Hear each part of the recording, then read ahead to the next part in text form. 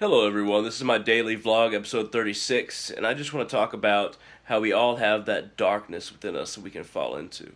We've all reached those points in life where we feel especially downtrodden and angry at our situation, and we just don't know what to do, and we just feel despised by society and humanity, but we also despise them in return because we feel like it's just to despise everyone else in return.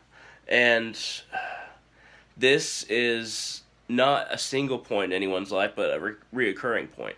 There's always this corner in our minds where we retreat when we're especially frustrated, when it's extremely hard to feel at one with who we are, our purpose, and our place in society that we're etching out. Um, and that darkness can be considered a composition of demons. And by demons, I mean more our disappointments, our sources of anger, our inability or unwillingness to resolve certain issues within ourselves. And in these corners, these hordes of demons lay, just waiting for us to come and command them, to drive them to a purpose that is extremely selfish and egotistical. Um, Throughout life, how we encounter these periods really defines how we develop. Now, we always will have our demons. Everyone will always have those parts of themselves that they stash away in the corner and they feel in the corner of themselves, like I do. Uh, but whether we entertain those demons, whether we pay them, or whether we feed them is entirely our choice. Um, and those demons don't go away, but when we encounter situations that make us feel like going to those demons, that even create new demons, and those demons we kind of want to embrace at those times, um, we can choose to be realistic and loving. Now, love can pierce through all kinds of terrible things within us, and it doesn't even really have to be present in the way that everyone should have it. Everyone should have some level of romantic love and familial love, friend love.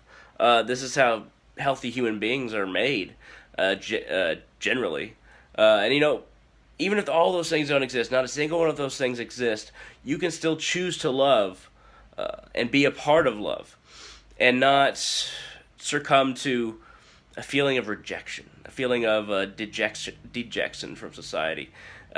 Once we give into that, we lose most of our power as a personality, as a unique individual in human society, because we're giving ourselves over to our fears and our anger and our pain. And once we give ourselves over to that, then our only drive is to take revenge. There's no uniqueness, there's no individuality about it. So how we encounter these situations in our lives, whether it's we lose somebody that's close to us, whether we get dumped by our girlfriend or boyfriend, whether we feel ourselves completely friendless or jobless and isolated and alone, how we encounter these situations is to go about it rationally, logically. How do I get past this and get what I really want? To wallow in despair is a way of going backward, even from the situation, even from the terrible situation that you're in. And not only that, it can shape our future ideology. Our ideology as human beings, progressing or regressing. There's two options. We can either move forward with what we've learned, or completely try to go after what we want, or we can try to take revenge upon ourselves and others, either emotionally, either with thoughts and intentions. And when it comes down to actions, that's when you're really down, you're really into the darkness. But darkness always starts with intention and an acceptance of despair.